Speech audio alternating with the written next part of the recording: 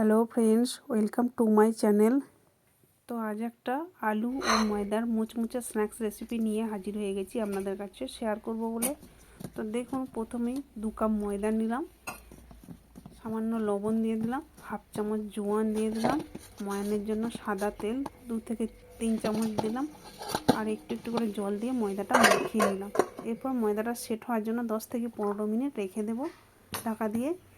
এরপর আলুর পুরটা বানিয়ে নেব। তার জন্য কড়াইতে সর্ষের তেল দিয়ে দিলাম 2 থেকে 3 চামচ। তেলটা ভালো মতো গরম হলে দিয়ে দিলাম হাফ চামচ গোটা জিরে, দিয়ে দিলাম কুচো করে রাখা রসুন 3 থেকে 4টি, আদা 2 টুকরো কেটে করে দিয়ে দিলাম। এরপর দিয়ে দিলাম কুচানো পেঁয়াজ, একটা বড় সাইজের পেঁয়াজ কুচিয়ে রেখেছিলাম, সেটা দিয়ে দিলাম। তো আদা রসুন পেঁয়াজের কাঁচা গন্ধটা চলে গেলে দিয়ে দিলাম কাঁচা লঙ্কা কুচি। কাঁচা লঙ্কা এখানে 3 থেকে 4টি নিয়েছিলাম।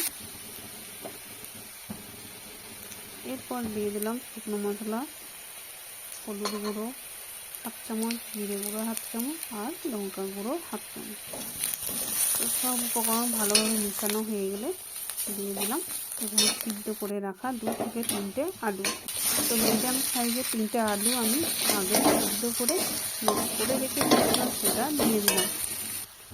এরপর দিয়ে দিলাম পরিমাণ মতো লবণ, দিয়ে দিলাম কিছুটা পরিমাণ ধনে পাতা কুচি।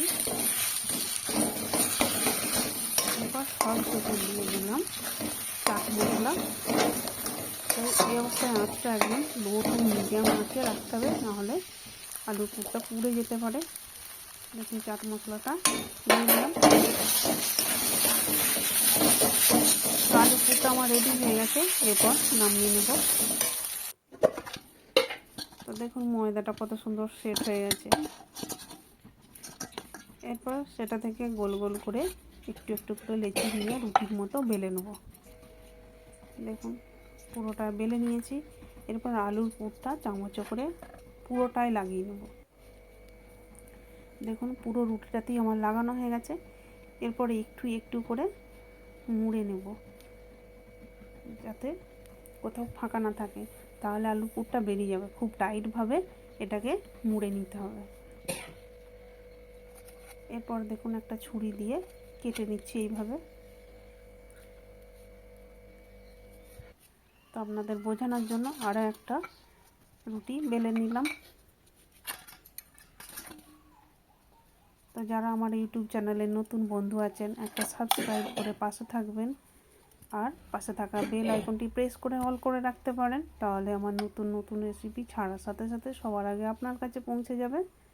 আর যারা আমার ফেসবুক পেজ থেকে দেখছেন, পেজটা অবশ্যই ফলো করে দেওয়ার অনুরোধ রইল। দেখুন সবগুলোই আমার রেডি হয়ে গেছে। এরপর কর্নফ্লাওয়ার দিয়ে দিলাম 2 চামচ, আর দিয়ে দিলাম 1 চামচ ময়দা, জল দিয়ে গুলে নিলাম।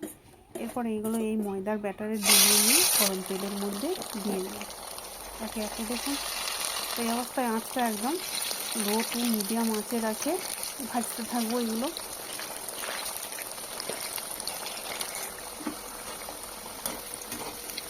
দেখুন 2 পিঠি কত সুন্দর ভাজা হয়ে গেছে, কালারটাও কত সুন্দর এসেছে। তো বাকিগুলো একইভাবে ভেজে নেব। তো একবার হলে বাড়িতে আপনারা অবশ্যই বানিয়ে দেখুন, কেমন হলো কমেন্ট করে জানাতে ভুলবেন না। আর যদি ভালো লেগে থাকে লাইক কমেন্ট শেয়ার করে দিতে পারেন। শব্দটা শুনেই বুঝতে পারছেন কতটা